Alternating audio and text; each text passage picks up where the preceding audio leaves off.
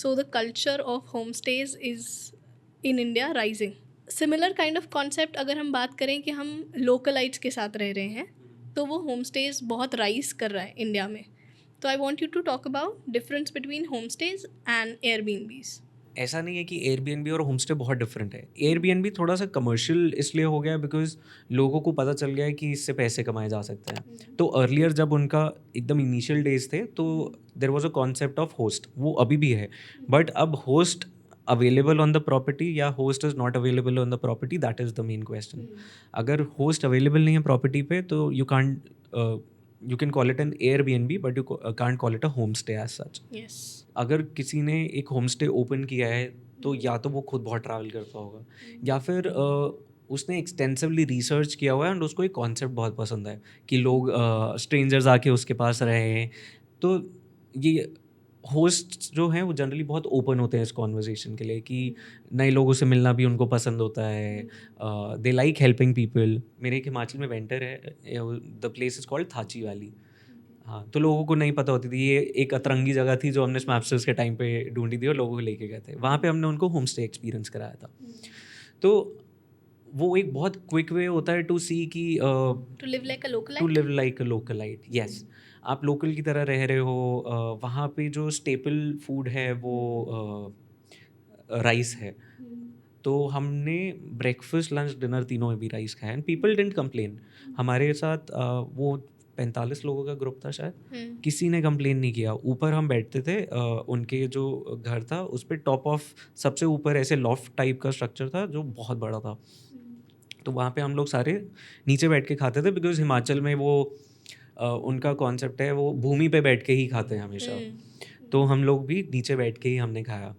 And वहीं पे जो आंटी वहाँ पे थी, जो उनकी वाइफ थी ओनर की, वो और उनकी शायद डॉटर, उनका बेटा, सब हेल्प कर रहे हैं. आंटी रोटियां बना रही हैं, वहीं पे बीच में चूल्हा लगा हुआ है, चिमनी, ओल्ड स्टाइल चिमनी लगी हुई है जिसमें ऊपर एक शाफ्ट से बाहर वो जा रहा है. तो वो लोगों ने बहुत अप्रिशिएट किया था. मैंने सबसे बात करी and everyone was super happy कि सब सब आ जाओ, सब साथ में डांस करते हैं. और 1 घंटे बाद हम सारे हिमाचली गानों पर डांस कर रहे थे जिसका एक शब्द नहीं समझ आया हमें. तो वो होम स्टे की ना वो ब्यूटी है कि आप लोकल लोगों के साथ जब होते हो ना तो you really want to be there. पहले तो मुझे ये बोलना है कि when it comes to homestays, वो एक बहुत ही सुंदर मीडियम है to live like a localite, to experience their food, their culture, their stories and make friends. मैंने ऑब्वियसली एक्सपीरियंस किए हैं homestays when I went to Prashar lake trek in Mandi. तो हिमाचल में अब होम स्टेज का राइज बढ़ गया है, नॉर्थ ईस्ट में काफ़ी सारा है.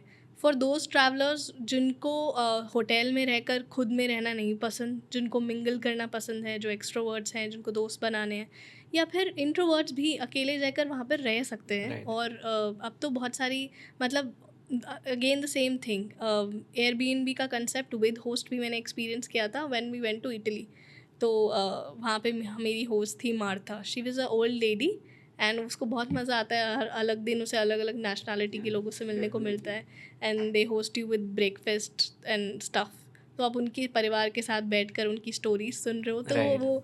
वो जो ज़िंदगी ना मिलेगी दोबारा, या फिर ये जवानी है दीवानी वाली फील्स है ना, वो आपको मिल जाती है. Right.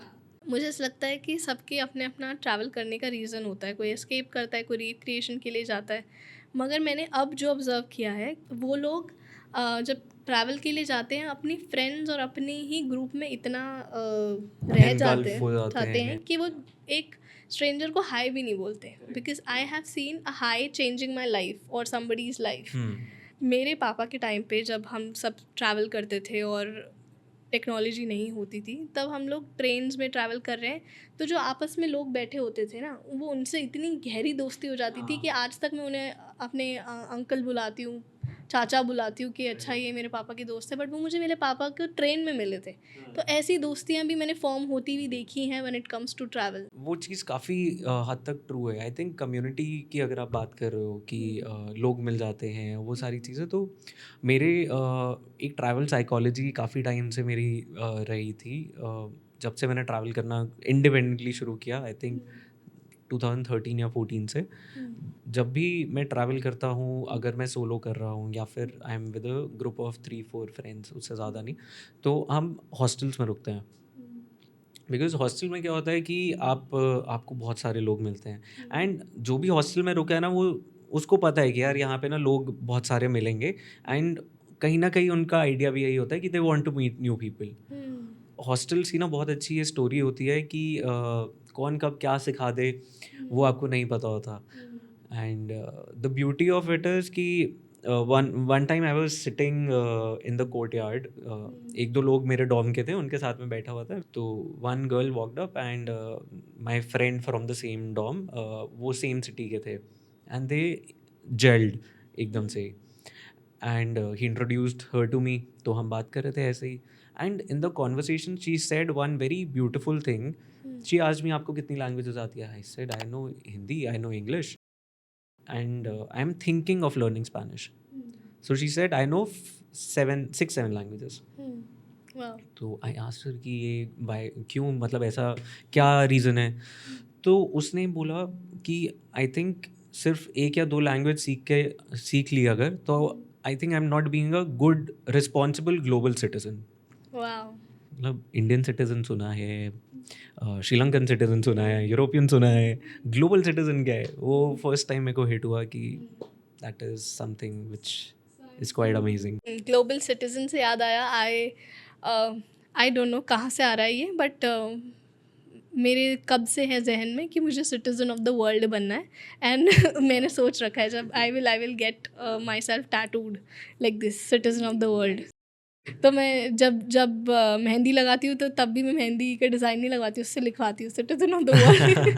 I don't know where it. That's a good thing to have, है ना? अच्छी एस्पिरेशन है ये। Yeah, I mean, I really want to use this platform, this medium, my skill to travel to different places, to be able to entertain different people, meet, make memories. Yeah, that's it. तो आपको वैसे पता है उससे हुआ क्या? जब वो दैट गर्ल उसने एक क्वेश्चन मेरे से पूछा, तो उसका इफ़ेक्ट ये था कि मैंने उसको 3 लैंग्वेज बताई, 2 लैंग्वेज बताई थी, एंड थर्ड वन जो मैं कंसिडर कर रहा था कि मैं Spanish. सीखूंगा। वापस जाते ही पहली चीज़ जो मैंने करी थी इंडिया पहुंचते he was enrol for a Spanish course, and अभी मैं B2 लेवल तक, A1 A2 B1 B2 मैं 4 लेवल्स कर चुका हूँ। मुझे भी जर्मन आती है ये, so I can also somewhere flaunt at least मैंने भी B1 A1 A2 B1 B2 तक ही किया है, उसके बाद नहीं। एंड आई थिंक लैंग्वेज सीखने का फ़ायदा तब है जब आप रोज़ उसे प्रैक्टिस कर पाओ, किसी से बात कर पाओ। सो हमारे एक शो की लाइन है जिसमें हम बोलते हैं herzlich willkommen zu India, ich wünsche Ihnen viel Vergnügen, which means welcome to the India show.